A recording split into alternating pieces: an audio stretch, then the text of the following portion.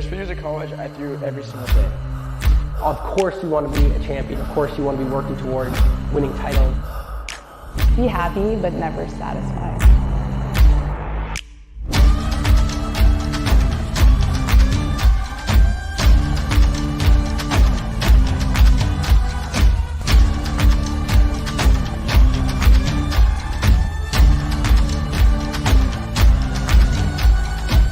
Better than ever.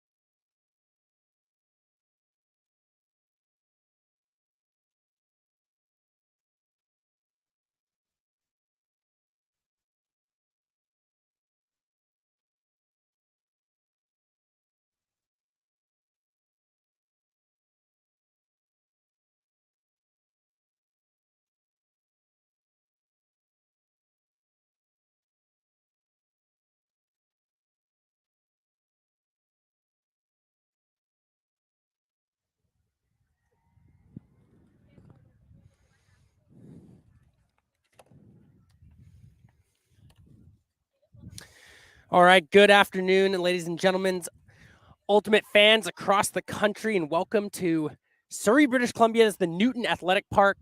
We have a Pool C matchup between Helios and Wicked. We'd like to start today with a land acknowledgement. We are located at the Newton Athletic Complex on the traditional territories of the Semiahmoo, the Katzie, the Kwantlen, the Quequitlem, the Kaikite, and the Tsawwassen nations. And we'd like to appreciate the lands that we work, live, and play on. And speaking of playing, Danny Proby in the booth with myself, Kevin Underhill, and we're here with this Pool C matchup between Helios and Wicked East. Danny, you've been here all day. You've seen the action. Tell me what you expect out of this game. Well, I think this matchup's exciting. It's Wicked East, so this is actually the second team coming from Ottawa, and Ottawa has become a hotbed for juniors ultimate lately. So expect them to play like a really quick throw and go style of ultimate, which I love seeing. And then we have Helios, which is a new team. They only really started having high school ultimate in that part of British Columbia once it became an official BC school sport. So the fact that they're able to get a bid to nationals and also they've already won a game so far at nationals. So I expect big things from this Helios team. It's going to be a great matchup. Yeah, I think one of the noteworthy things about both these programs is that it feels like they've really been like program building over the last 5 years, sort of pre-COVID and through COVID and then into now. And we're starting to see the like longevity of, say, the Wicked program, which has the West team, which is the top team out of Ontario, and the East team, which is also strong here. And having a chance to see like the interior of BC having more ultimate in towns like Merritt, Kamloops, and them being able to put together teams that are able to crack into the top 8 in the country, it's really phenomenal. So, we may not be seeing like the 1 and 2 seed out of the whole country here, but we are seeing programs on the rise, and I expect to see a good ultimate game. Absolutely. I know Helios specifically, they're going to be tall and fast, so expect a lot of bombs to come up, and I know those are your favorite. To the house. To the house. We have Helios in dark going right to left on your screen right now, and Wicked East with the pull to kick things off here in this Pool C matchup between the 2 and the 3 seeds. Right away, it seems Helios playing against a person-against-person matchup here. Looks like it's going to be match defense here to start for Wicked. We have Kylie Veller in the middle here. Looks upfield right away. Upfield throw incomplete. That's number 13, Marisol DeVries with the D. Right away, Wicked East generates a turnover, has a chance to march it up here. Disc in the middle here. East advancing.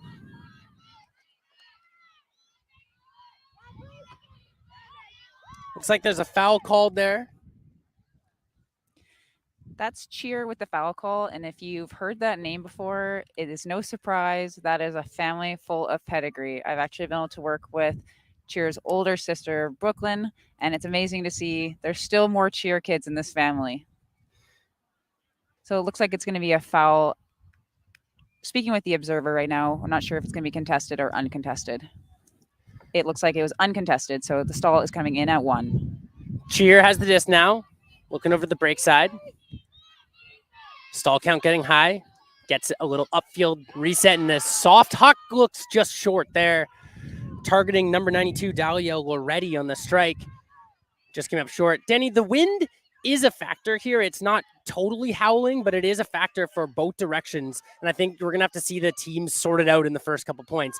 Big huck right away from Helios. Looking like it's going to fall into the hands of number 73, Kaylee McDermott. McDermott looking upfield. Fires to the end zone. Completed for the goal. Alyssa Robinson cashes in for Helios. And the squad out of Kamloops and Merritt, British Columbia, gets on the board first. It's 1-0. Helios leads. And Danny, just like you predicted, it's 2 throws, right? A pickup on the goal line and a massive huck, and then a completed out for the goal to Robinson. I feel like Sinclair heard you say that the wind is kind of a factor, sets up and bombs a perfect flick huck down the field to a wide open receiver. So yes, there is wind. It does get a bit swirly, but if you're a talented thrower, wind doesn't mean anything. So Sinclair kind of opening up that play. And then we had McDermott finishing it with Robinson for the score. Yeah, and you did see that the Helios offense, they set up with a horizontal right off the very first set. They ran into trouble, a little high stall count getting a turn, but when they got the disc back on their goal line, they had a nice shallow horizontal with tons of deep space available, Danny. And that's one of those things that if you're able to maintain that spacing, you can actually attack the deep space. And especially with the sort of soft downwind going that way, yeah, it really was Sinclair just finding her target in McDermott and tons of space out there and a perfect throw. Now, if you are watching the stream, obviously if you're listening to us only, that's great too. But if you're watching, you can see the size difference between these two teams. So I would expect Helios to continue to put up those throws, and Wicked East is going to have an answer. But first, we have Wicked East going to be seeing their offensive line for the first time. East with the disc and an immediate block there. That's Kylie Kopes with the block, the run-through block on the sideline. Well read and got an early jump there. Helios to pick up on the sideline. Looks like there's a little interference with the disc graph sign. Disc tapped in on the far side. An immediate deep strike. Kopes misreads it, gets onto the disc, and it sails over. And the East offense gets to take over again. Grace Janvu with the disc has an opportunity to bring it up. Vertical stack here for Wicked. An immediate strike. Disc out here to the break side. Nice hands. All the way around. And a miss hit there. And Helios takes over the short field. Sasha Plaxton with the disc here. Plaxton looking upfield. Has an opportunity. Looks like there's a pick called. Secured the grab. It's not going to stand. This is going to come back on a pick here. Danny, the vertical end zone by Helios, a little messy. It had cuts coming from all over the place. That's what results in the pick here. We get a little excited sometimes when we get near the end zone. One thing I do like is that right after the turn, Helios is ready to pick up the pace. They're trying to capitalize on that transition from offense to defense of Wicked, and they're getting the disc moving right away. Helios queuing in on Kylie Kopes. She's the one that got the block. She's also obviously the initiator on the turnover. She's definitely known for her speed and her ability in the air, so it is unsurprising to me that she's often going to be their first look. The disc is going to come back in on a pick call. Plaxton with the disc. Plaxton surveys, against this backhand force.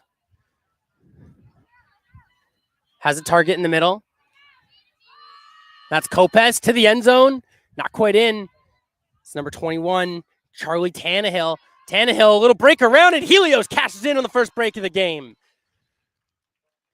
I'm very impressed with that offensive composure near the end zone. They had the disc on that sideline, on the close sideline to the camera, with a little bit of, there's a call, there's like a lot of traffic in that space, a little dump swing. That end zone was executed perfectly. If I'm their coach right now, I'm feeling like all of those days that we did double score and worked on end zone have paid off. Really paying off here. You can see when there is that pressure that it is Kylie Kopes that takes over. She came into the backfield, got the nice swing all the way out to Tannehill, who got the flip for the win, for the score. And I think that's that side-to-side offense that if you can make that happen in the end zone, Danny, and, a lot of coaches preach, isolating the top section of the end zone, making sure they move it laterally. And, another good example by good offense by Helios there, working the disc laterally and then getting the front cone goal. I didn't see enough of that in the last game that I was just commentating. I wished that teams did a bit more dump swing and flipping and reversing the field, because it just makes it so much easier. If you can actually keep the defense on their toes and having to continually switch their positioning, you're going to have open players. So now we have Helios leading 2-0. This is a Pool C matchup. Danny, the implications behind this matchup are pretty significant. The top two out of the Pool C get a chance to cross over and play up into the quarterfinals. So this is being the 2 and the 3 seed in this pool, with the 1 seed being Titan out of Quebec. This, the 2 and 3, this is a matchup that has huge implications for the rest of the tournament. Absolutely. All right, now we get another opportunity to see this Wicked East offense. Disc here, about halfway through the field, running it up. It's number 46, Julia Kozarski. Kozarski looking upfield against a forehand force. Not a lot of opportunity downfield. Good tight coverage by Helios. Drops a forehand. Looked like a good spot, just an untimely drop there. That's Ember Fleming, who couldn't quite reel it in at the front of the end zone. That was a great throw into space, and I like that cut as well. Helios taking over on their front corner. Disc into the upfield. Claire Veller with it. Veller flips into the backfield. Helios trying to march it up. Oh, an absolute dart across the field. Connection. That's number 21, Charlie Tannehill again. Disc 23. tight to the sideline. Looking to center it. Not a lot of options. Good coverage by East here. Flips into the backfield. That's Hannah Bond. Back to the middle. Jackson Palmer with the disc in the center. Palmer looking upfield. Nice snappy upfield throw, but great defensive play there. Maricel DeVries that's Julia Kozarski with the block in the midfield there. East with another chance to work it up. Centering pass here. Out to the far side. Great touch on that one. Just again, untimely. I absolutely love that throw. It has so much calculation on putting just the right amount of spin to put that into space. Maggie Sinclair here to pick up for Helios. Looking upfield.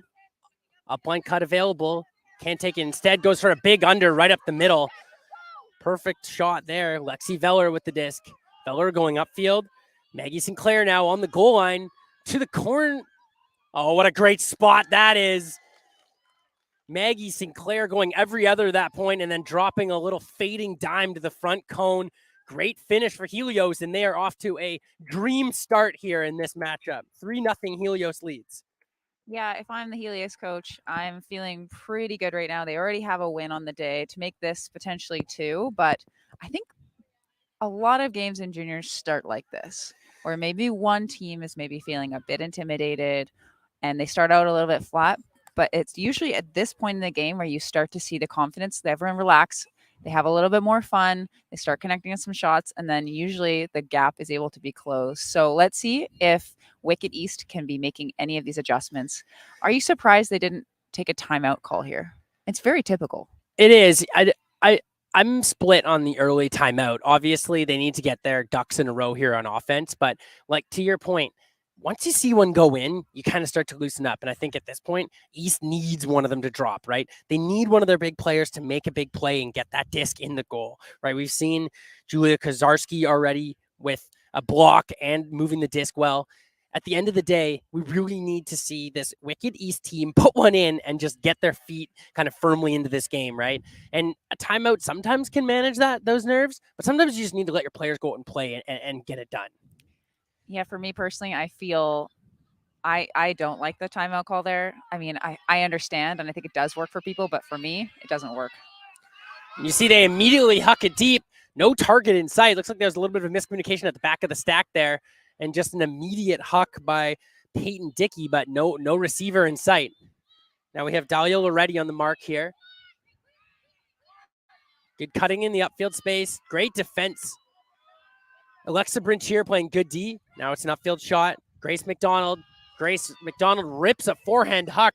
Connects with her favorite target, Kylie Kopes. Kopes surveying. Stall count creeping up. Wants McDonald in the backfield. Grace McDonald now. Size and speed for McDonald and a nice spot again. Oh, and a great effort on the second effort by Megan Voigt, but she just couldn't keep it in her hand. And this Wicked East offense gets another chance. Surveying the upfield. Good deep. That's a nice shot there. Peyton Dickey with the deep shot. That one's got legs and eyes. Great effort there. Oh, I love that throw.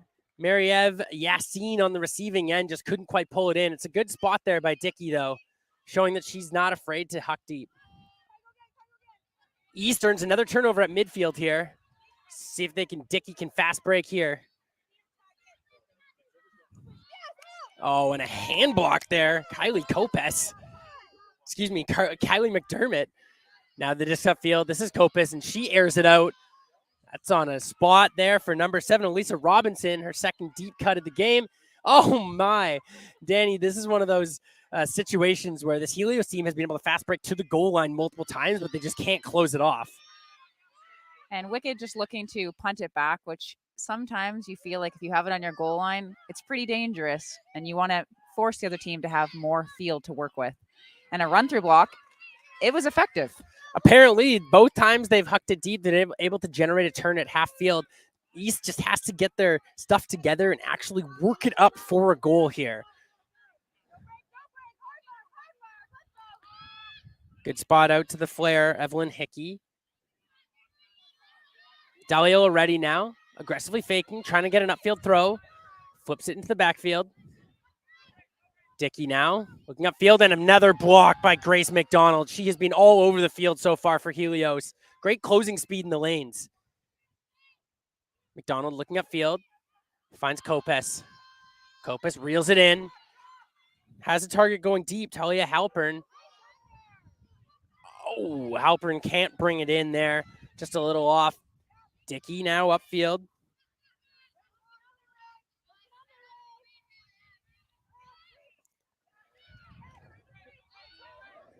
Nice, good dump swing continue. That was great offense by Wicked East. I love that dump swing all the way to that side. It's showing some really strong fundamentals. Ray Bassett to pick it up at the center line on the sideline. Quick move upfield. That's Halpern. Now it's Kopes with the disc. Kopes has a target deep, and she fires, and that one will connect. Megan Voigt making up for the drop she had on the front cone there, Danny, by cashing in for the goal. Helios leads 4-0, and I'm predicting a timeout coming up, but who knows? It seems like it does look like they're going to take a timeout. And honestly, after a 4-0 deficit to start the game, it makes sense. I'm really loving these throws from Helios, these expansive throws into space and just letting their tall receivers run to it. They're able to get both hands on it for the most part. Obviously, we've had maybe some uncharacteristic drops by some of our star players on the field, but it also is a bit nerve-wracking to be playing on a showcase field while being live streamed, maybe for most of these athletes for the first time. So it does play a part. There are some nerves, maybe some uncharacteristic drops, but I think that we've already seen a lot of displays of athleticism and skill. I like close games. So I'm not biased, and I don't have a particular team that I want to win, but I am rooting for Wicked to punch a couple in early here. Yeah, and to Helios's credit, they've played fabulous defense through the middle of the field, right? This Wicked team has shown that they have pace and that they can huck it and that they've got good lateral motion. But at the end of the day, when they're trying to inject unders upfield and get some momentum, that's when Helios has been able to create the blocking opportunities. And I mean, Wicked just they have to find a different avenue for success here, right? They tried hucking it more on that last point to mediocre success, right? They haven't been able to inject it upfield. What they have been able to do is move the disc laterally, but they need to get some upfield yards. So, yeah, I mean, dream start for the team out of the interior of BC.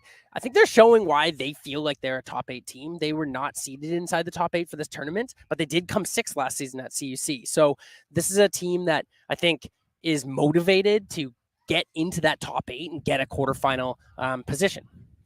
Yeah, I'm a big fan. I think when I did my picks, I felt like that they were underseeded, but it's not anything that a tournament director can fix. They have to go by regional results, and there are just so many strong teams in BC. Our BC regionals here were kind of a bloodbath. We ended up seeing Eclipse taking the final spot and almost being knocked out from being able to have any kind of top 9 dreams.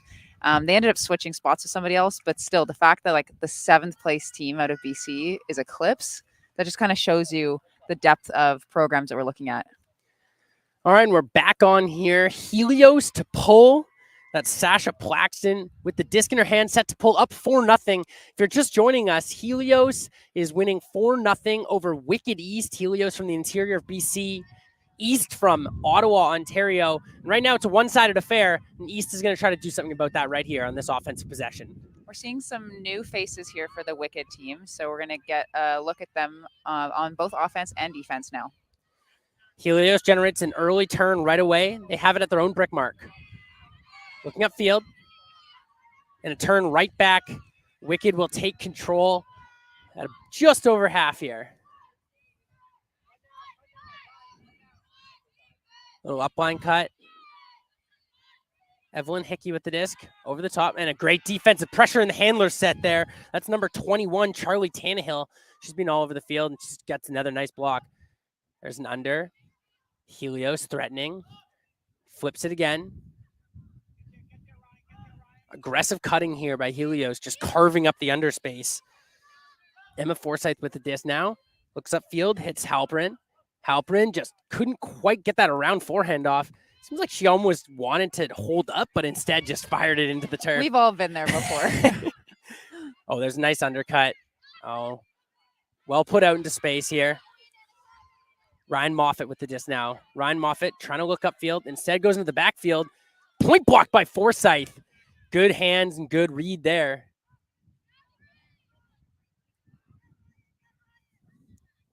This is Maya Zakal with the disc.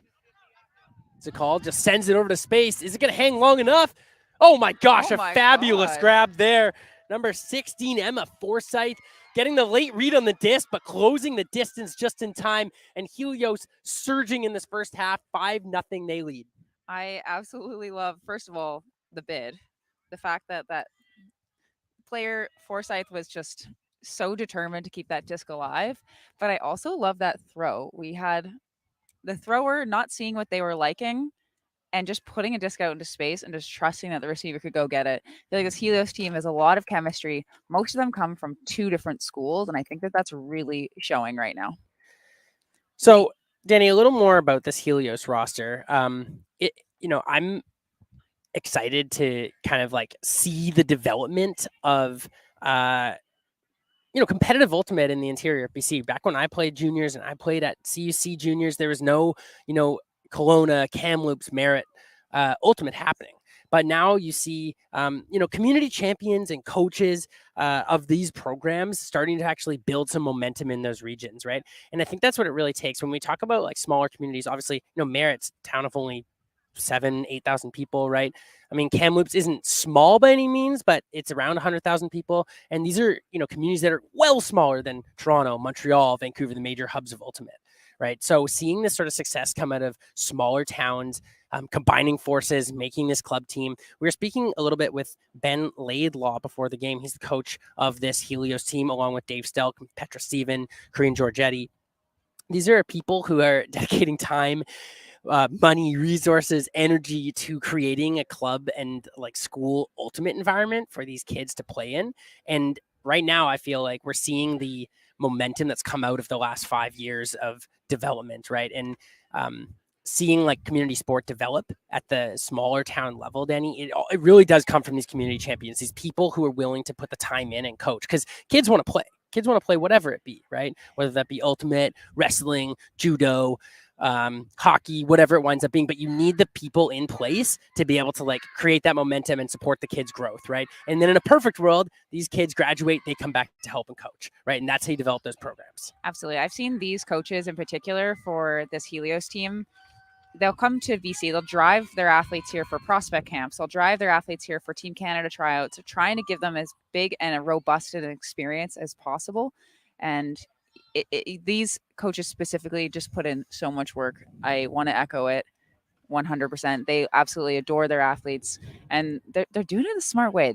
These kids from Helios, or these athletes from Helios, haven't been playing that long, but they kind of plucked them from volleyball, from basketball, and those might be two of my favorite cross sports for ultimate. You can kind of see the basketball boxing out and the volleyball two-hand approach jumps being shown on display here in this game.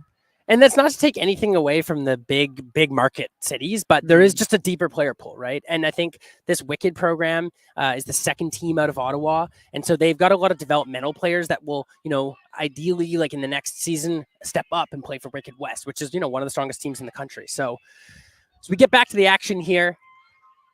And a backfield turnover. Honestly, Danny, everything kind of going the wrong way for Wicked East right now. Helios has a chance to take over here right at the goal line with a chance to go up 6-0. Maggie Sinclair to pick up here for Helios. Disciplined stack here. Looking upfield and connects for the goal. That is number 72, Kylie Kopis. She's been all over the field today on the offensive and defensive side. And it's a nightmare start for Wicked East. They just have not been able to get on the same page right from the get-go this game. They trail 6-0 here in the first half. And this Helios team, to their credit, they're capitalizing, right? At the end of the day, we always talk about you have to go out and actually do it, right? The team may not be delivering on the other side, but if you're not out there getting it done, like the other team will. So Helios, kudos to them. They're punching in their chances, and they take a commanding 6-0 lead in this game. Yeah, it seems like every time there's a turnover, Helios is rushing to get the disc moving. They want to use their speed and athleticism right away. And another thing that I'm noticing about their offense is it's really clear who's cutting. And you don't often find that in juniors. A lot of times, like we say it's like Timbits hockey or whatever, where everybody's kind of squirreling around. Everybody wants to score. Everybody wants to help. It comes from a great place. But when you watch Helios's offense, it's clear. It's this person. And then it's this person. Everybody else is being a good teammate and giving their teammates room to cook. Balanced scoring here from this Helios team. They have been rolling through some of the major players in this team. Kylie Kopis, Grace McDonald, Maggie Sinclair. You see Brennan Shoden out there as well. This is Jackson Palmer with the pull. But they really have been spreading the disc around, and a lot of their sort of stronger athletes are tearing up the upfield, and their more skilled players are in the backfield distributing. Let's see if East can get some positive momentum here as they come out against a Helios zone. Hickey with the disc, good fakes to the middle. Incredible reactions there, getting that one through there. Now it's Evelyn Hickey with the disc, looking to the backfield. Disc in the middle now. Now out to the sideline. Dahlia Loretti. Faced with the zone. Looking over the top. For a little pop. Good completion here to the close side. East trying to fight through this zone. Little flip there. That's Cheer with the disc now. Cheer looking upfield against a big zone. Plays to the backfield and just couldn't quite connect there. Peyton Dickey couldn't hang on to it tight to the sideline. And Danny, you see like a zone cup with big, tall players, and it's just causing mayhem for these smaller Wicked East throwers. A lot of issues. I think the Wicked handlers are doing a good job of trying to use their fakes, but it's tough out there. Palmer floats into the middle, connects there. Maggie Sinclair hucks to the end zone. Good defense, but second effort grab there. Number 56, Hallie Hildebrand, right on the goal line here, flips it to the middle and cashes in for the goal. Helios continues to deliver fast break on the turn. And it's it's the like athleticism and the size that seems to be the real big difference maker here. And just like the touch, I'm actually like legitimately impressed with the touch on these throws. You see them taking an extra second, and juniors, like, you're used to people rushing, being excited, throwing zippy throws. It's clear that this coaching staff has been working on that with this team. Those throws into space are just delightful. I do want to acknowledge Evelyn Hickey on the Wicked East team, because I'm feeling like she's kind of in a tough spot trying to handle against this big zone, and she's keeping a lot of composure. She's making a lot of really nice pop passes. We saw that nice flick to go through that cup. That's not a throw that I would take. You got to be very brave to take that shot, and it worked out. I'm just very, very impressed with their play so far. Yeah, and to be fair, this Wicked team, in comparison to Helios, is undersized. And Evelyn Hickey, smaller player, skill player, having a chance to work her fakes there and get to the zone. You always want to see when a team comes down with a zone to try to work that with your legs, right? It's not always going to happen with the like skill throws over the top or cutting break throws. If you can pound in there and get some central movement with the handling group, then you have a chance to actually break through. They had some good throwing there and a few opportunities, but they never converted it into an actual upfield momentum play. Yeah, I feel like it's hard when you rely really heavily on a certain few players on your team, especially in a zone, because if you do want to clear, they kind of want you to come back right away. East working the disc up here. Grace Janvo with it. Janvo looking out to the sideline. Instead, re-looks at the middle. Good bail cut there. Julia Kozarski with the disc. Drops an absolute dot. Ryan Moffitt. East has a little bit of momentum here. An upfield throw. Oh, and taken away there nicely by Grace McDonald. Again, she's drawing the Kozarski matchup there, and just it looked like Moffitt stared into that a little bit too long, and McDonald had the read. Another huck deep. This one's just a little bit too far. Megan Voigt on the receiving end there. McDonald put it a little bit too far. I do like that look. Open receiver, giving yourself some real estate to work with. Moffitt to pick up for East now. Generating a little speed. That's Kozarski upfield. Avery Medina cleans that one up. They look upfield now. And puts it to space. Track down there. Annika Johnson on the receiving end there, looking upfield. Trying to keep the disc alive. Resets it. Kozarski looking around field. Hangs one out to space. Just a little bit too low there. It dropped in that wind and just couldn't quite connect. East is generating better upfield motion here. They just got to convert when they get to the goal line. Helios picks up here. Disc in the hands of Jalen Fordart. Talia Halperin in the middle now. Halperin had a really nice space stack, but nothing doing as Kozarski plays good defense in the lanes. Disc out to this side. Good spot there. Megan Voigt. Megan Voigt flares one out, and it's just going to drift out of bounds. Just let go of that one just a little too early. I do love the cuts coming here from this Helios side. Janvo to walk it up and tap it in. Janvo looking upfield. Doesn't like it. Instead, opts for a huck. Hangs one over the top. That's a good spot there. Great hands on the reception. And into the end zone for Kozarski. Blocked by McDonald. Avery Medema with a chance to make a play on the second effort, but just couldn't quite get there. McDonald with another fabulous block. She can kind of do it on the offensive and defensive side. McDonald can. It kind of looked like there was like a little bit of a trip up, or someone kind of go, because that was a really nice looking throw. Mid-range huck by McDonald, and it's going to land in the hands of Halperin. Halperin looking for Robinson and just puts a little too much gas on that one. That's the thing about this huck-heavy offense is these throws do have to be precise or they're going to be low percentage. Absolutely. Again, open receivers, it's the right choice. Just got to hone in on the execution a little bit. Janvo distributes into upfield. Vivian Harvey to the middle. Looking upfield now. Another nice spot there. That's Annika Johnson. Had a few receptions on this point. Looking good. Janvo in the bail spot instead. Opts for Harvey. Harvey to the middle. Kozarski with it now. Kozarski looking upfield. Good hands there by Janvo. Janvo looking upfield. Perfect spot there. That's number 46, Julia Kozarski. Hucks it up, has a target, just can't quite connect. Danny, it's been the story of the day for this Wicked East team. They've generated some momentum, got to the goal line, but just have not been able to capitalize. Their flow, though, is night and day different from the beginning of the game. Their offense is right there. They just need to get a little bit more to finish it out. Good defense there by number 4, Ryan Moffat, as she plays D against Talia Halpern in the lane. Undersized, but not mattering. Here's an upfield throw. Good spot there. Megan Voigt now looking upfield. And again, Moffat with good defense, and this time she closes it out.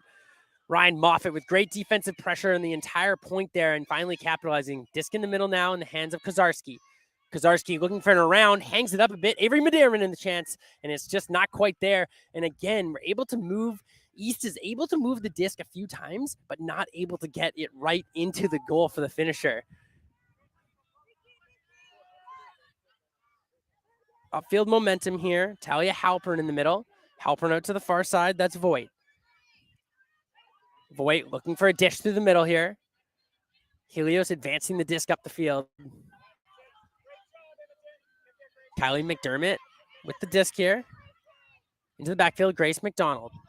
Looking for an isolated cut. Tired cutting in the lanes here for Helios. This is a long point and a timeout called by Grace McDonald. And a smart timeout at that. They had no upfield momentum, no movement, and they finally made the right call. Grace McDonald called a timeout, probably around the middle of the stall count. It kind of felt like that was going on for a while. I wouldn't be surprised if it's coming in on like 6 or 7 even. So, Danny, you mentioned that East's offensive flow has improved in this point, and I sound like a broken record, but it just feels like this team needs to see one go in the goal. And once that happens, it feels like they'll be able to open up the floodgates a little bit and use this offensive momentum that they're developing. But they get close to the goal, and it's just been untimely error after untimely error.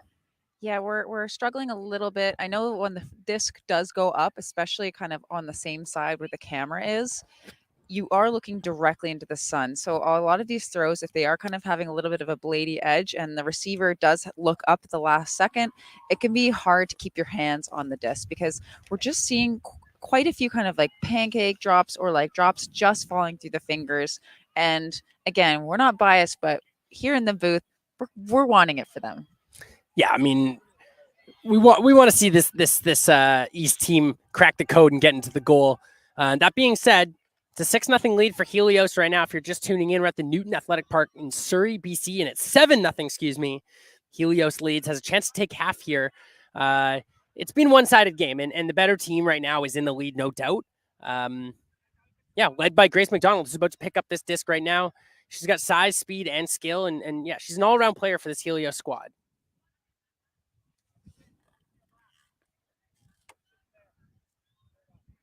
Okay, Wicked coming out in a zone look, which I think is fun and a good choice. Try to slow down the big cuts of Helios. Looks like it's coming in at 6. McDonald has an opportunity to just get the disc upfield, and it's blocked right away. Great hands there. That's number 14, Annika Johnson. And a quick turnover right away. Excuse me, that was 12, Vivian Harvey with the block. And then the subsequent turnover. And the disc will be back in the hands of Grace McDonald. We'll call this coffin corner in the business. Right on the upwind front of your own end zone. It looks like a 2-person sort of zone look, and McDonald's going to hang it up over. Tons of space there in time. Great reception there. Talia Halpern had all kinds of space, but a turnover follows as Kozarski with the block. Kozarski looking upfield, connects with Harvey. Harvey a little floaty, but Kozarski comes down with it with the read. She's got an option upfield, and again, spikes a forehand into the front cone. Wicked East on the doorstep here. Wiping their feet, trying to get in, and they will. Connection for the goal. Wicked East gets their first goal of the game in the upwind end zone, and we'll call that one a well-earned hold. Very well earned. East. And it's not like Helios didn't have their star players on. They had Grace McDonald with 3 blocks on that point, doing the most. So they were able to actually punch in a hold against a very, very strong defensive line from Helios. So score, we now have 7-1. And Danny, we talked earlier about this Helios program and the program building that's been happening out in the Kamloops Merritt area. In Ottawa, you know, you've seen the growth of the Wicked program over the course of the last 5 years, even dating back to pre-COVID, right? This is the number 2 team out of Ottawa, but they, you know, this program has been building, right? And coaches like Hallie Gernon, Cheryl Wattising, Evan Waterman, Justine Price, you know, these are people who have dedicated years of effort into this program to develop it. And, you know, although Wicked East is the number 2 team, I think we're seeing the benefits of this long-term program. And Wicked West, the top team out of Ottawa, is the number 1 team out of Ottawa for the last 5 years. So they've usurped the Toronto program. And it really is, again, it's about these community champions giving back, having some strategy around their juniors programs and developing over 5-6 years, and not just sort of being satisfied, I suppose, with like one flash in the pan year where you have a bunch of graduating seniors that play really well and then it's not sustainable, right? This Wicked East team is a definition of what stability looks like, right? You've got a good, solid squad that's ranked inside the top 12, and they're essentially feeding the top team, who is, you know, a favorite at this tournament. Mm-hmm.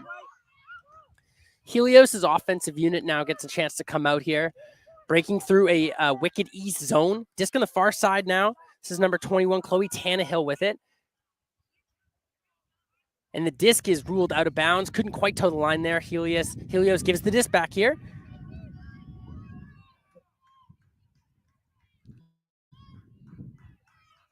Wicked East taps it in, looks upfield. And a disc fired towards the middle, received nicely right in front of the goal here. Maricel DeVries. DeVries looking upfield, has a spot, connects, and then finishes. And again, just dropping in the end zone seems to be what's kind of plaguing Wicked East right now, as they had good lateral motion to get it up to the goal line, but couldn't cash in there. That was excellent offense by Wicked East. I loved that first shot through. Really opened everything up. Helios snapping it around the zone here. Quick disc movement. Disc's in the middle of the field now in the hands of Kylie McDermott. McDermott goes into the backfield. That's Maya Zakal. Couldn't quite connect there in the backfield. And right away, they're going to go to the goal, but it's blocked and turned over again. Now it's Plaxton. Sasha Plaxton with the disc. Looks into the backfield. Zakal snaps it around. Good lateral motion. Upfield. Right away. Connecting multiple passes together. And again, just having a tough time finding that far sideline. It could just be that the sideline's like pushed off the back of the fence, and it's just not quite, you know, connected with the like soccer field lines that we're connected here with. But 2 times now, this Helios offense, it can be confusing. I've definitely had that before, where there's like a phantom line where you think it's in, it's out. Now they're going to hang one up. It's Zakal defensively in the area. Good offensive read, and that's a goal. Wicked East cashes 2 in a row. Great read there by the offender, boxing out Maya Zakal in the back of the end zone and making the grab. East now with back-to-back goals, and they're not going down without a fight. Helios leads 7-2. That was an incredible box out, because I think that like your defender is taller than you, and to be able to turn to that outside and keep your defender on your back, to be able to seal that out, to take that in, is awesome. East showing a little bit of fight here, Danny. After going down 7-0, they've cashed in on the last 2. Have an opportunity here to go break. If you can get this kind of, you know, we're going to call it upwind break here, then they do have the wind advantage for a chance to get another one. If you're in the Helios' shoes, you don't want this to go on any longer than it has to in this situation. They're looking to cash in on this downwind offensive point and get into half and get some shade. Yeah, they call it stopping the bleeding. So you got a little bit of a cut now, and you need to put a Band-Aid on it. You got to prevent it from getting worse than it is. So I know we were talking about Wicked's kind of development before the last point, and I want to say, to further your point, the Wicked West program has been pumping out some players into Team Canada, and I think that before that weren't that many players coming from Ottawa making U20 and U24, but the last U20 cycle, I believe there was like 5 or 6 even from Ottawa, and this U24 cycle as well. So they're doing great things. They're giving these kids amazing opportunities to play, and it all starts with feeder programs like Wicked East. Helios now, offensive point here to try to take half. Looking upfield through a zone, cuts an underthrow, but it's taken away, and immediately East has a chance to get back on the the board here. Undercut, nice hands there. Disc in the middle of the field now. A lot of action around the disc. Disc upfield. Great effort there. Just couldn't quite connect. Dahlia already got up big, but couldn't get her hand all the way around the disc there. Nice spot through the zone. Disc now on the far side. Read well. And they're going to hang it up. Does it have just a little too much pace on that one? Not enough touch. Number 72, Kylie Kopes with the huck there. Had it in her mind. She's trying to connect with Lexi Veller, but just had too much pace. Now it's East with another chance. Disc on the far side. Catherine Bernard with the disc. Well secured by Loretti. And just couldn't quite connect. Again, it's those kind of downwind dump throws to the middle that are just so hard to put touch on. Disc floating. Oh, it's deflected. Kopes, and a little 1-2-3 play there. Lexi Veller deflected to Kopes' hands, and then Veller, good reactions just to get open and get the goal. Helios takes half 8-3 here against Wicked East. Danny, what did you see from this Helios offense that made them so powerful in the first half? I think in general, there's been very few shots that I've seen from Helios that have made me be like, that wasn't a great choice. I think most of their turns have come from just a bit of execution errors, but in general, the throws are into space. They're making big, long cuts. They're going to the disc super strong on both sides of the disc. They're having a lot of success, but I do love to see this fight coming from Wicked East right now. No doubt. And if you're just joining us, we're going to take a small break. This is halftime. Helios leads 8-2 over Wicked East in this Pool C matchup. This is, for all intents and purposes, a battle for getting up into the top 8. And right now it's been all Helios in this first half. We're going to take a quick break and be back on the air in a couple of minutes with the second half.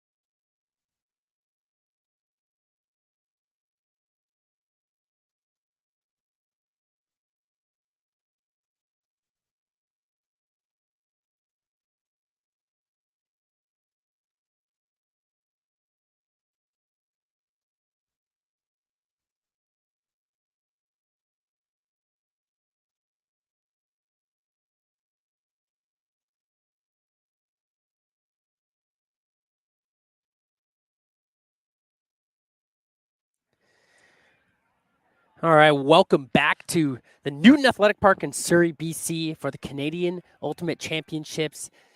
We are here in a Pool C junior women's matchup between Helios out of Kamloops and Merritt and Wicked East out of Ontario, Ottawa, Ontario.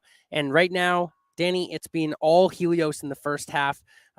What do you think you need to see out of Wicked East to claw their way back into this game and have a fighting chance? I didn't mind that zone look. It did slow down Helios quite a bit. And in general, I think the Wicked East offense is starting to figure itself out. They are managing to string a series of passes together. So they just need to be a little bit more relaxed, step out a bit more on their throws, and they'll be good to go. You see Helios starting on defense in the dark jerseys, pulling to Wicked East, who are in the white jerseys going right to left on your screen. Chance to get on the offense right off the bat, cash one in, close this deficit a little bit. The pull is up, turns over quickly, and it's going to be a short field immediately for Wicked East.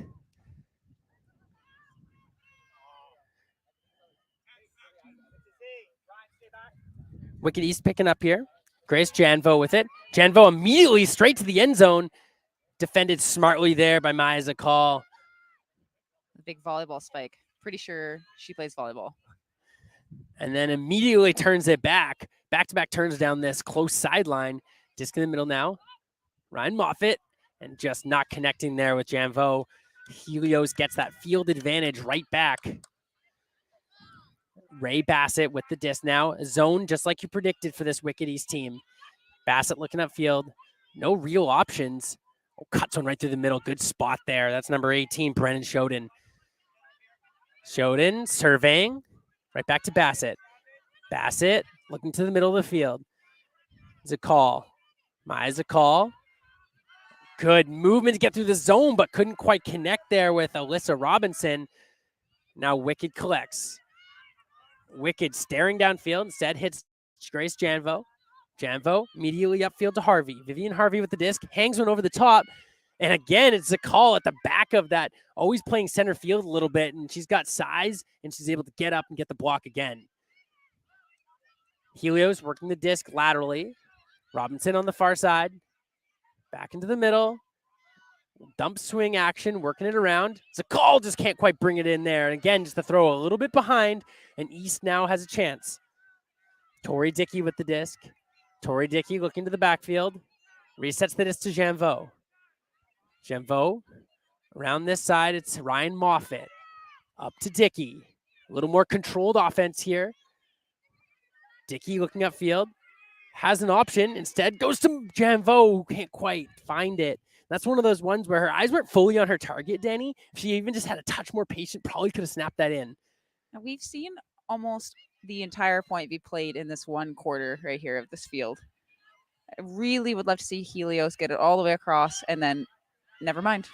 And instantly, just as you were saying that, it's Vivian Harvey who blocks it as Zakal tried to go right up the sideline. And again, we'll see if they try to go right down or if they can get that disc into the middle here. Looks like they're going to push it. It's completed off the back.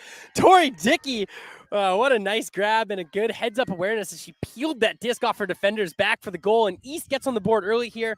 It wasn't pretty, but they got the hold they needed on offense, Danny. Yeah, I think that when you're playing this style and the disc doesn't really move out of a particular place, and then you're able to get that block, you're like, we've made 5 throws in the end zone. One of them's going to work eventually. And I feel like with Dickey there, she just knew, I'm going to finish this point. I'm over this. Give me the biscuit in the end zone. And it worked. So you can see the wind's picking up a little bit here, coming kind of from the far left of the field back towards us in the announcing booth, towards the camera. It's like a cross up downwind, I would say. And it's picking up a little bit more than it was in the first half. And I think that's contributing to why the play was so stapled in this downwind third, let's call it. And I think the team that's able to work it laterally up to the high side, Danny, is just going to have more success. Neither team really trying that hard to get the disc laterally out to that high side closer to where the crowd is watching this game. we'll see if Helios can do that on this point, but otherwise I do feel like we're going to see a lot of the action coming right close to the camera as they move it down this downwind side. The only problem there is it's more predictable, easier to play defense against, and to be perfectly honest, the throws coming down the wind and upwind on this side, not that easy, right? They're more susceptible to the wind. See if there's a team that can keep it in the high side. Great pull there. Ripped all the way down. That's Tori Dickey with the pull. And offside called. Looks like it's an offensive offside.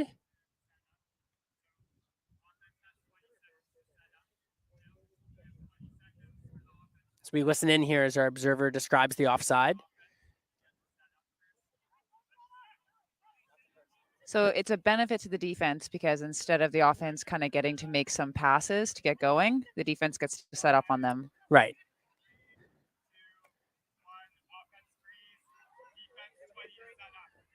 Looks like we have an injury sub simultaneously here.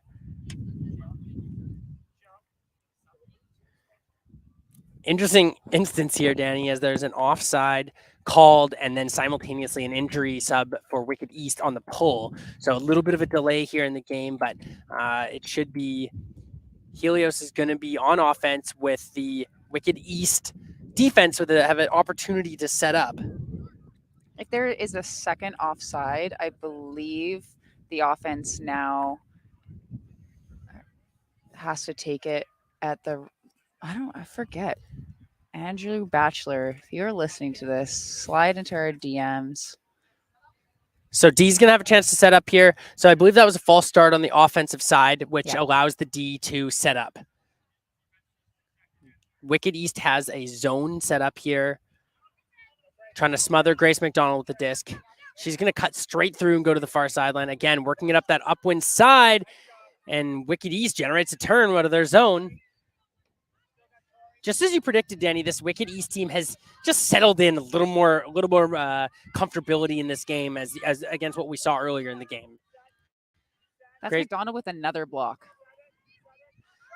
Disc on the far side. Charlie Tannehill. That trademark bucket hat of hers. Tannehill looking into the upfield space. Tries to go upfield. Finds a little pocket there. Good spot. That's Alyssa Robinson now. Robinson goes to the far side. Talia Halperin goes upfield. A great grab there. Sliding was Kylie McDermott. McDermott right on the goal line now.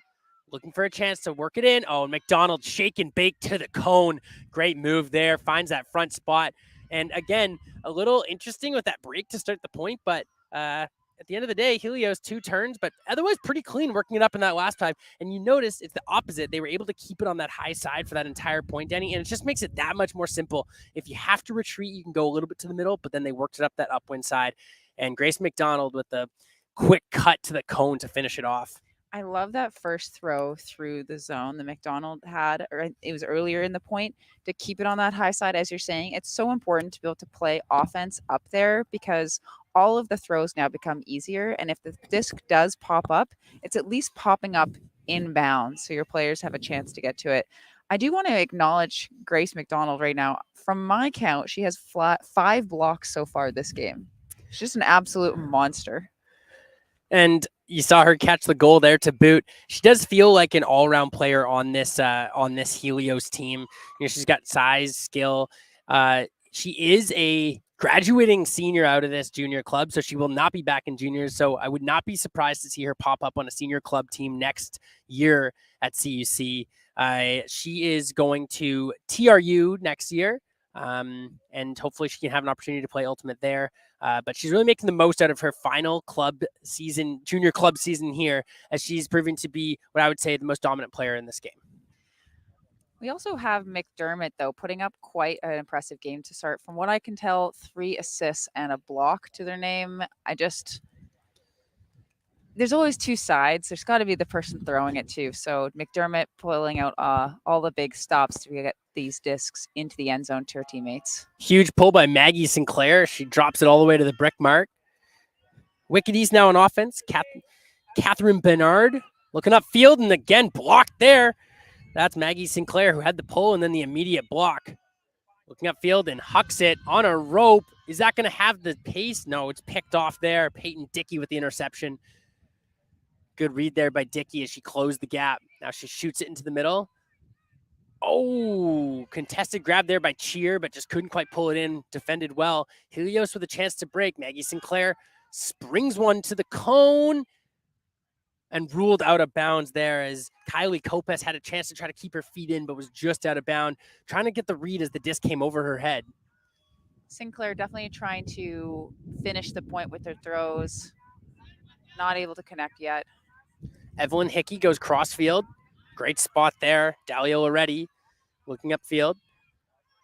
This is Lizzie Farquhar in the middle of the disc, looking upfield. Tries to go to that open side, defended, smothering coverage. Oh, and then a lovely touch pass by Farquhar. Goes out and blocked away.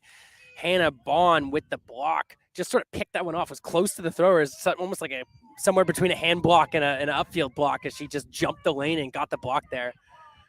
Sinclair looking upfield and immediately hucks it again. This one's got a little more sit and it drops in the wind. Great bid there.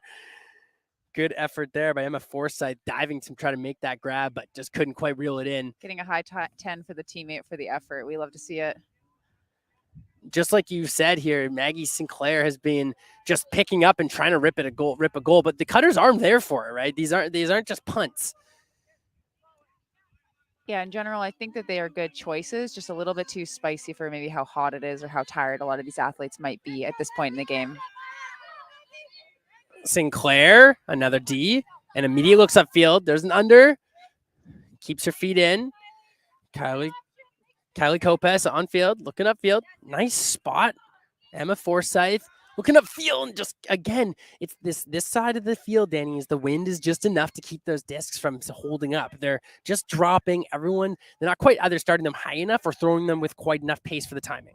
I absolutely love the concentration and the footwork there by Kopes to keep her foot in bounds. That was not an easy play. Mariev Yassin with the disc now, looking for the middle of the field. Oh, and just two players going for it, but neither of them are able to pull it down. A little sloppy here by Wicked through the middle of the field. Hannah Bond with the disc. Goes to the far side, Sinclair. Sinclair loads up her cannon, and certainly she does. Is this one going to have the sit? Not enough. Again, trying to get open there was Hallie Hildebrand, but it's just, again, as we come down the side, I sound like a broken record, but the wind is just always going to push it a little. It's going to sail. It's going to drop. And the throwers just haven't quite adjusted to the timing. Yeah, they need to either throw it a little bit more at the receiver and a little bit less lead or a little bit more outside in. Disc now completed in the hands of Peyton Dickey, who immediately rips a huck. What a spot that is, but a great effort. Mariev Yassin on the read just couldn't quite pull it in. That was a great throw by Dickey. That was an incredible touch, incredible weight on that. Oh, and Dickey makes good with a block and catches it to boot. Looks upfield, hangs this one up. It's going to sit. And again, it's a call, just too much size in the backfield. And immediately with the catch block, asking her offenders to get into gear, try to get open. It's a call looking upfield, drops to Sinclair, and a little jam cut. Sinclair wide out to Kopes. Nice movement here. Lots of space up the middle of the field. This one's going to float. Perfect shot there by Kopes. Hallie Hildebrand looking upfield. Connects with Forsyth. Forsyth staring up. She's got, looks like there's a call. Timeout called. Timeout called there. Forsyth. You can hear Sinclair screaming from backfield, call a timeout. And MS Forsyth responding. Emma Forsyth already with a goal in this game. I think she just knows that in that moment, responding to Sinclair, that the whole Helios team was kind of behind the play. No one was really providing an option. I think a timeout in this situation is warranted. They have been knocking on the door many times already at this point, but haven't been able to capitalize. So maybe calm things down here a little bit and work it in.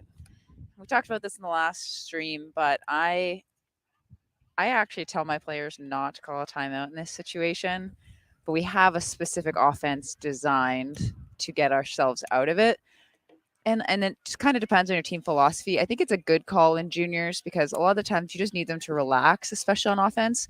They haven't worked so much on that ability to regulate from defense to offense to defense to offense on a long point. So I think it's a veteran call here, and we're going to see whether it pays off.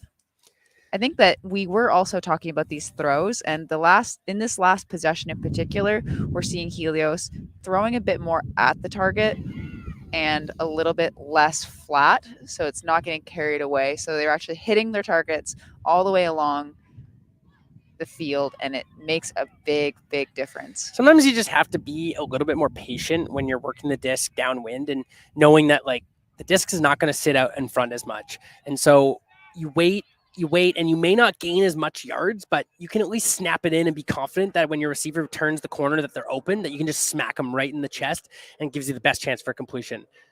Call them tummy ticklers. We call them tummy ticklers in the game. And let's see if Forsyth can put one of those into the end zone here. She picks it up. She's about 3 or 4 yards outside the goal. She has Maya Zakal set up in the bail position. And it looks like Maggie Sinclair at the top. Zakal going up line instead. Resets to Sinclair. Sinclair opts not to hit the swing, but instead, and it's a big time block there. Great play. It's like that was Dickey on the far side. Peyton Dickey just exploding for the block, coming out of the stack and making a good read. The cuts from Helios just weren't isolated enough. And there was a little bit too much traffic over there, and Dickey made them pay. Dickey has been all over this field defensively. That's her third block so far at this point. Upfield throw, and Zakal with a similar read coming out of the stack and making the poach block.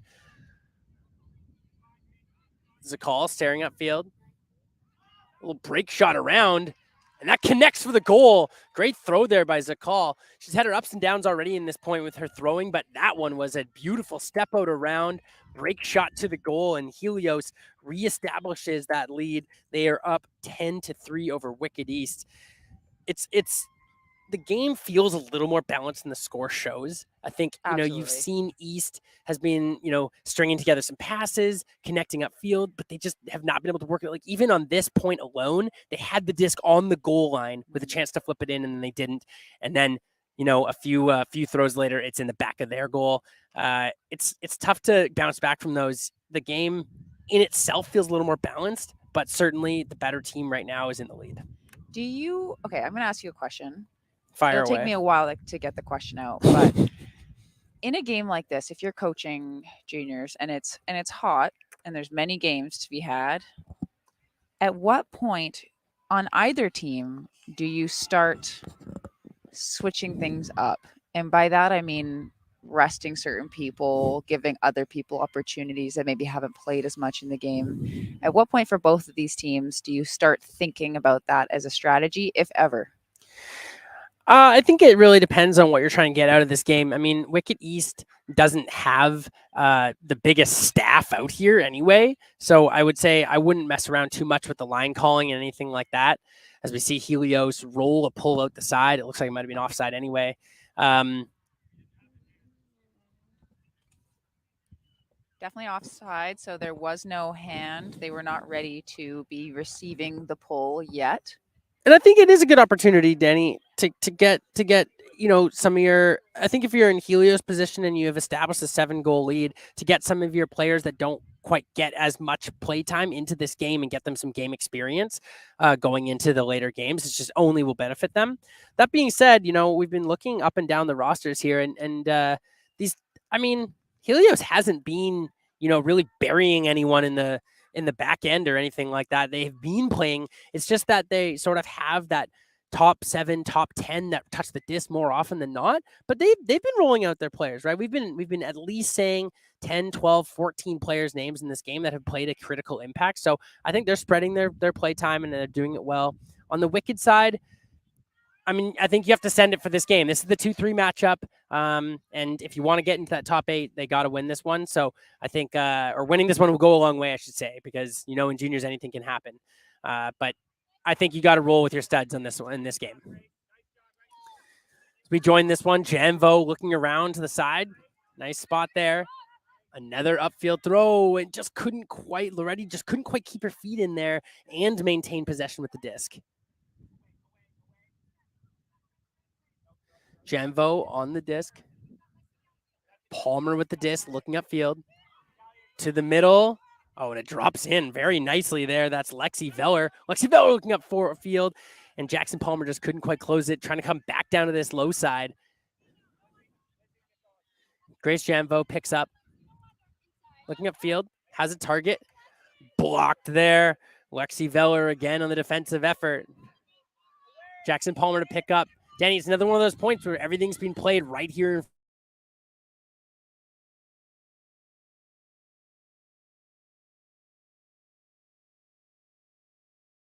Proceed. They want to play right in front of us. Veller looking at field. Has a target. Has Farquhar going deep. Oh, great effort there. Number 23 on defense. That's Adina Robinson getting in there and getting a block. Adrina Robinson, rather. She's one of the youngest players on this team. She's only done grade 8. So it speaks to that depth of this Helios team that there's like an age category, young players having a chance to make an impact. Annika Philpotts and Adrina Robertson are 2 of the grade 8s coming onto this team. And I mean, this could be one of 5 nationals that they come in the junior division, and they're going to have so much experience, by even grade 10 that look for them to be major contributors in the next couple of years. East working the disc up. That one hangs in a great effort there. That ended up being an amazing throw. It just carried all the way into the end zone, just out of the reach of the hands of that player. Helios trying to fire up field, and it's blocked away there by Vivian Harvey. She's had a big impact on this game, and now it looks like Harvey's going to cash in. She does it on both sides. Vivian Harvey, to my count, has at least 2 or 3 blocks. She's consistently working as the 4 blocks on your count, and she's consistently working in the offensive unit as well. She's been a real standout for this Wicked East team. Yeah, that's 4 blocks, an assist, and a goal from what I can tell. So obviously one of the star players on this team alongside Dickey, who's just been a defensive monster and quarterbacking the backfield. So I think we are definitely seeing some stars emerging among us. Tori Dickey and Peyton Dickey, the sisters, both team captains, really established themselves on this team. Tori's the older of the 2. And I mean, honestly, it's great when you can play this game with family. I'm someone who has a sibling who also plays, and there's that special feeling when you actually get a chance to lace them up, let alone at a tournament like Nationals with your sister, in this case, Peyton and Tori, playing together on this Wicked East team. Honestly, Danny, right now what we're seeing on this during this game, as we've sort of like seen the game script unfold, is Helios's size, speed, and defensive pressure has just frankly been too much for Wicked East. East has done well intermittently working the disc up. When their best points, when things are going well, they're moving the disc quickly, they're getting it to the high side, they're making good choices. When things aren't going well, they're just picking it up and ripping it into traffic, and they just don't have the deep presence to be able to contend with the likes of Grace McDonald, for example. Kopez, Maya Zakal. These are players, Maggie Sinclair, players that are just have the size and the speed and strength advantage. Absolutely. We have another offside call. I haven't seen this in any of the games so far that I've been watching. This is the 3rd offside. So Helios getting to take the disc to they call it the brick or the reverse brick.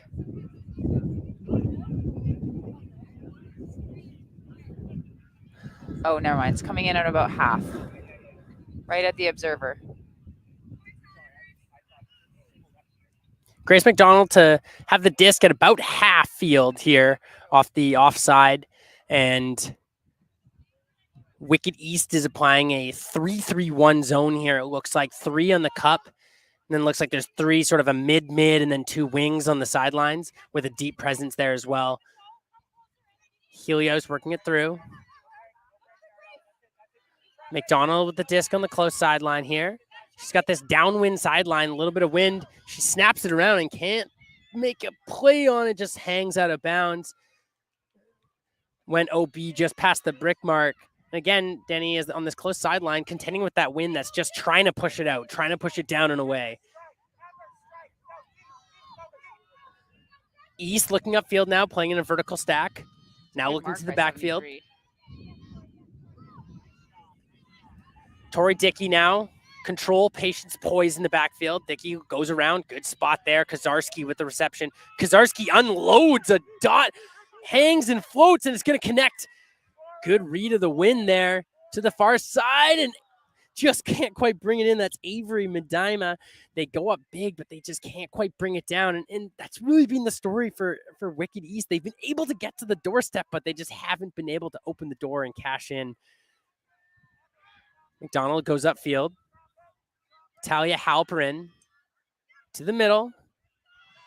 Oh, and then just a kind of looked like a bit of a rushed huck look there in the downwind direction.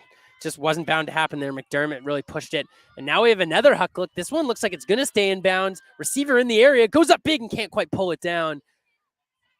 I think that is something that a lot of, newer players that have only been playing for a couple of years do, where they go right under the disc and they're not able to actually read the outside edge of it and take a bit of a wider approach to the. And even just a little bit of wind can make that all the different as you try to collapse underneath the disc to get the read.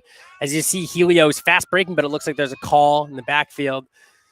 Usually you think, why are we all so open? And then you're like, oh, there must be a call. Talia Halperin is ready to just take off, go and give go every other up that far side, but there is a call and it's going to come back on a travel.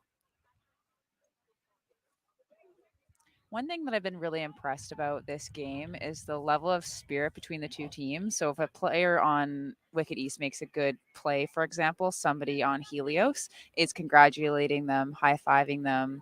They're being really friendly on the field, but they're competing at such a high level. This is kind of exactly what I love about Spirit and what I love about Ultimate is that you can still have this innate desire to win, but it's not at all costs. It's not at the cost of being a good person and respecting your opponent. Yeah, and it's like at the core, we're all fans and lovers of the sport. So if you see like an awesome play, it's an awesome play no matter what. It doesn't always make you happy when the other team does a good play, but you can understand and respect it. Again, you don't have to high five someone, but sometimes it does feel like inside you're like, that's a nice play and got to respect that. And got to appreciate it at the end of the day. That if anything, it just inspires you to be like, I'm going to make the next one. It's game, respect, game out here. So the disc has reset all the way into the backfield. Helios facing now it's match defense as Wicked East has come out of their zone. Disc in the middle now. Talia Halperin finds her receiver who's going to chip it up line and again just can't quite bring it in. Callie McDermott trying to make the reception there, just couldn't quite bring it in. And East picks it up on their own goal line, trying to go the full 70 here. Kozarski staring up into the teeth, snaps one around to the far side. It's blocked and finished there. That's number 39, Klasky Touring with the read on that one, and then just sort of watches the disc sail out of bounds. Grace McDonald picks up here, taps the disc in on the sideline. Charlie Tannehill in the backfield. Grace looks upfield. McDonald connecting there, Halperin, surveying, goes for the break shot up the middle, well received there. Annika Philpotts dumps it and just to the knees and couldn't quite bring it in. Halperin having a tough time connecting there with Philpotts, and Tori Dickey will pick up and immediately throw it upfield. Great reception there under pressure from Philpotts. No one really offering from this Wicked team. Now they had an option there, but unfortunately, Ember Fleming couldn't quite bring it in. It was just a bit stagnant there as the vertical stack spent so much time getting into their vertical set that no one was actually trying to get open and get the disc. Yeah, it almost looked like people thought there was a call maybe, just for how few people were actually running. And another deep turnover. Players looking a little fatigued out here. Yeah, it is hot. It's hot. Low to mid 30s and probably feels even 3 or 4 degrees hotter on this turf. I am noticing that the fatigue is definitely starting to set in, Danny, as these players are just sort of ripping for field position, and there's not a lot of targets actually upfield available. Looks like Wicked East is calling a timeout. Which, not a bad idea. It's they need to be able to get water. It's been a long point. All of the players, I'm sure on both sides, appreciate it. We are kind of within 10 minutes of this game ending, I'd say.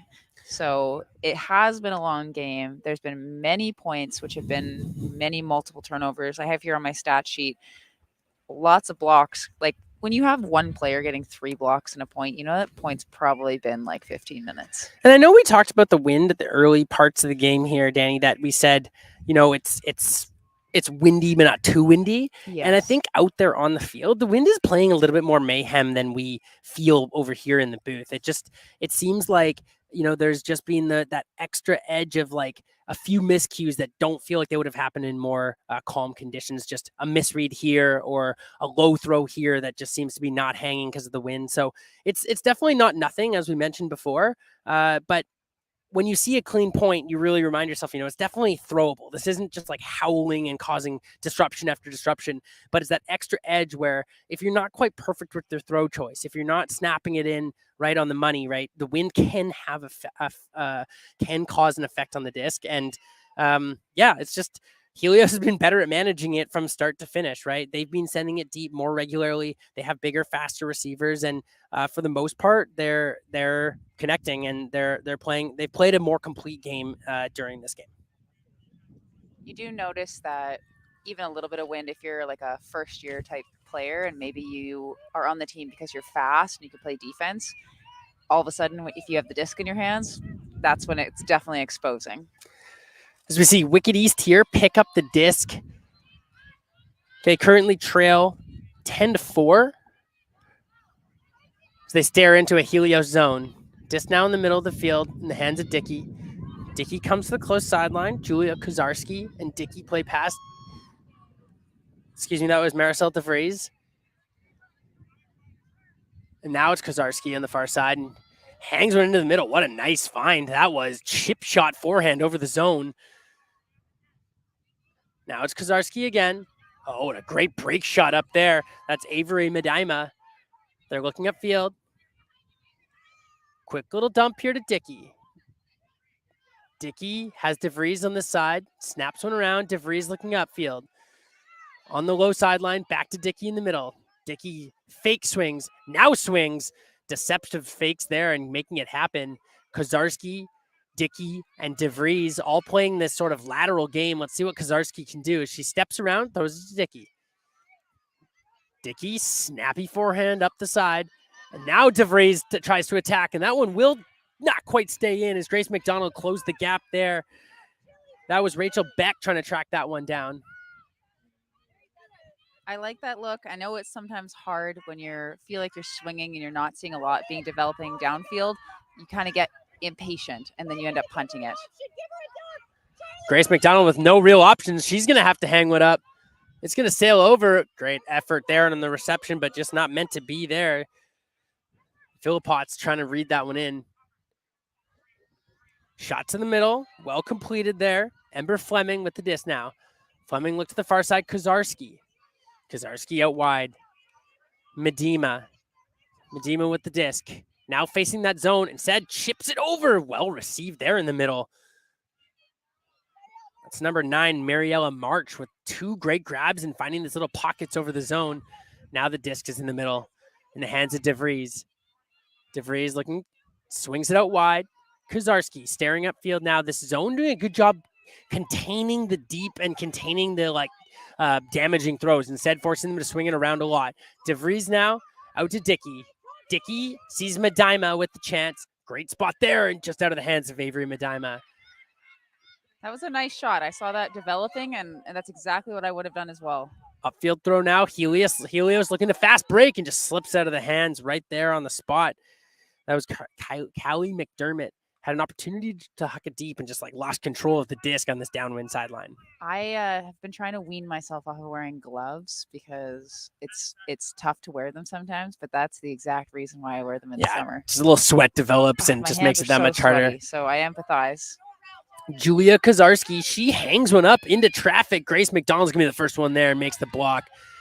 That's the danger if you try to go over top of this Helios zone. You've got Grace McDonald lurking in the backfield, ready to make blocks happen. Grace McDonald staring upfield. Crossfield throw just dies in the wind, gets beat down, and Wicked East knocking on the doorstep here. Tori Dickey looks upfield. Doesn't like her first option. This looks like it's going to be zone all the way to the goal for Helios. Is they're keeping that zone. And Kozarski goes across field, and unfortunately for her, Grace McDonald is lurking once again, and she immediately turns to the huck. It's just not quite there. It's a little bit of a huck and zone situation here for Helios as they try to close this game out, Danny. Players on both sides absolutely feeling the burn as you see Kozarski on her hands, on her knees, hangs one up. Can McDonald make it 3 consecutive? Certainly she can. Now McDonald uses the high side. She goes off to the far side. That's Klasky Touring. Touring goes over the top, trying to hit Tannehill and just can't quite do it. Immediate pickup. Kozarski holsters the huck. Wanted something. She saw her targets, but thought better of it as she saw Grace McDonald back there. And now we're getting something happen for sure. A call. Now, it is tempting as players get tired to try, as we said earlier in the game, to try to finish things with our throws. I know I feel that way sometimes too. When you have somebody like Grace McDonald, who's literally in the backfield hunting for these deep discs, I think that you got to try to work the mids a bit more. If you can still take those out passes if you'd like, but maybe hitting somebody a little bit shorter on the sideline and have that deep pull and keep Grace a little bit more activated. I think Grace McDonald definitely knows that deep throw is coming. So she is respecting that deep popper, that deep cutter rather back there. So those mids need to work a little bit more in order to make themselves an available option. Looks like they're just sorting out the call here, whether it was travel or a foul call. It's tough to tell from here, but it looks like it's still going to be Wicked East's disc in the hands of Julia Kozarski.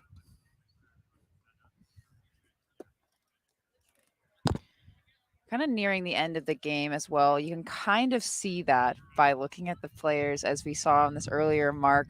Hands are on our knees, like we're feeling gassed for sure. But a couple more minutes left for these players, and then they can go grab some shade, refuel, and get ready for their other games. DeVries with the disc now, looking into the backfield. Nice spot there. Kozarski out to Dickey. Dickey loads up and again, just trying to find a target down this sideline. She's been able to fire shots down the line, but haven't really had the available targets. Oh, great spot there. McDonald goes over the top and finds McDermott. McDermott now to Tannehill. Tannehill, one hand on the disc, looking upfield. Has a target upfield. Philippots now. Oh, some good flow here coming from Helios, and they're going to go around and just can't quite connect with it. As you saw that they finally kind of got over top of the zone and were able to work some good flow offense. And I think when you get close down to the goal, just gotta have that patience and hit the perfect shot every time. Throwing that disc up kind of into the wind there, you need a little bit more inside out edge in order for it to not get bladed by that. They get another opportunity here. Helios looking upfield, again, staring down this open side, not really looking to get it to the middle. Good defense there by East, holding a steady mark. Kozarski to the backfield. Dickey will air it out. Looks like it's McDonald there, and she's there again. Just too much of a presence in the deep set. But a first pass turn after the turn. That's McDermott who couldn't quite reel it in. Looks like there is an injury call here. This could just be a bit of a heat exhaustion situation here, Danny. Yeah. It doesn't seem like the Helios player had, a specific injury or an ankle twist or anything like that, but just is absolutely gassed, and it could just be the heat catching up with her. Especially if you start feeling lightheaded or dizzy, it can be a little scary out here. Now, you may have just heard the horn come through, so we are now in the cap. So after this point is over, we add 1 to the top score. Alexa Bryn Shear subs in for Wicked East, and it is number 44, Talia Halperin, that's going to sub in for Helios.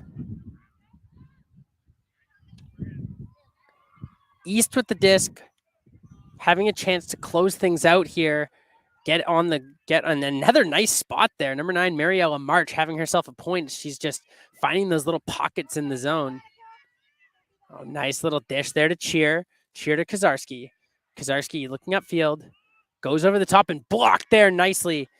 That's Callie McDermott. She's been all over the field on both sides of the disc on this point specifically. Maya's a call. Hits McDermott. McDermott is a call. It's a call staring upfield. It's a call upfield and can't connect with Tannehill.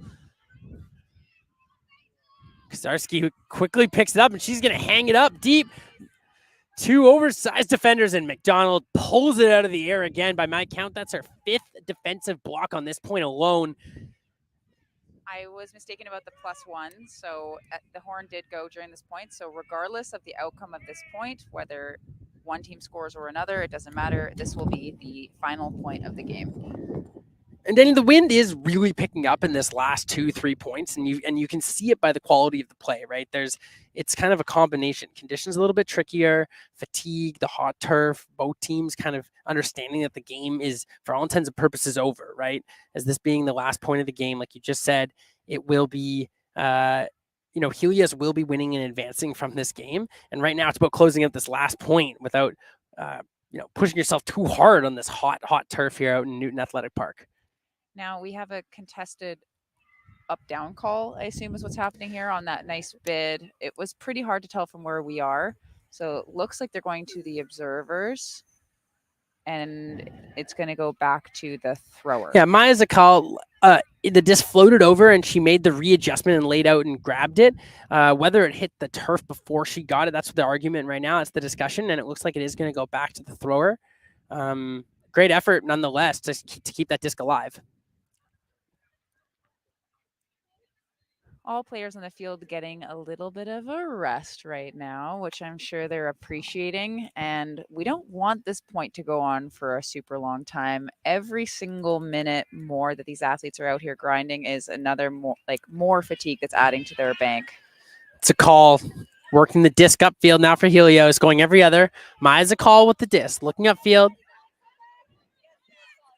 Directing her troops there. Oh, and Tannehill just looked away from the disc at the last second there, trying to make that grab. Thought she already had it, and she was already thinking about the next throw. Now it's Tori Dickey quickly to pick up, asking for some disc space. Goes into the backfield, DeVries. DeVries goes around to Kozarski. Kozarski's been the staple of this offense, and now she hangs one up, and it's just a little low for cheer. Again, a pretty good look by Kozarski, but just a little bit affected by the wind, and receiver just not quite able to make the play. Grace McDonald looks to the middle, sees the call. The call goes upfield to McDonald. McDonald sees a target deep. It's Tannehill. Oh, and a nice spot there by McDonald, but Tannehill just couldn't bring it in. Good pressure by Kozarski on defense. Again, I like that throw. They took an extra second before they threw it. Was not being able to be reeled in, but I think that was a good choice. You can see Tori Dickey asking her teammates to provide an option up there, and now it's a spot right. Great grab by Cheer. Good spot over the top. That's by Kozarski. Cheer now swings it out to the far sideline. And again, you can tell the fatigue and the heat is catching up these athletes here in this last point of this game. Grace McDonald picks up. Helios going to try to work this up and close it in. And right now it's error after error, Danny, and that's what's happening on this field. It's just the conditions are not conducive to clean, good ultimate here as we close, as the game starts to wind down. It's just that there's two different things happening. One, conditions are pretty tricky. It's very hot. They're tired. Two, mentally, both these teams feel over this game. The outcome is a moot at this point. Yeah. Helios has won this ultimate game, and both teams are just, with that, there's that like a little bit less focus, a little bit less desire to complete every pass, a little bit less, communicative and trying to generate those upfield throws. At the end of the day, one of these teams has to bang in this final point. And the team that, sets themselves and is able to make 3, 4, 5 focused decisions in a row, that's the team that's going to score this point. Yeah, and I know we'd say like they know that the game is over, so it's hard to kind of keep like putting your body on the line. But the defense does seem to still be grinding and working. You could have a team just kind of roll over and be like, okay, score, whatever. It doesn't matter anyways. But both of these teams are still defensively wanting to get the disc back, to be the one to punch it in.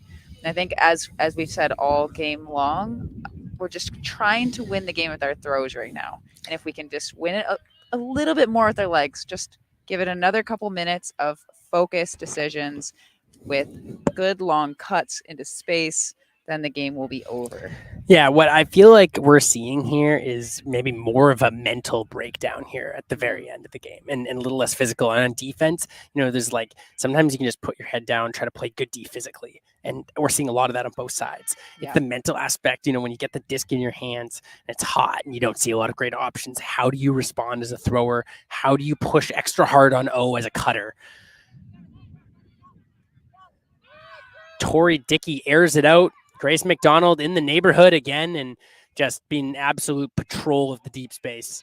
I have actually run out of space in the cell for her for this point to put any more blocks. So see there, Maggie Sinclair trying to connect deep. That's Kylie Kopes striking deep. And Sinclair and Kopes have hooked up a few times this game with a throw and catch combo, but not meant to be in that one as the wind kind of drifted that one out of bounds. Tori Dickey picks up. She immediately looks into the deep space, now looks into the backfield, engaged against this zone. Oh, goes over the top and point blocked by Maya Zakal. Could this be the final point here, Danny, as Maggie Sinclair walks up to the disc and stares into this Helios vertical offense?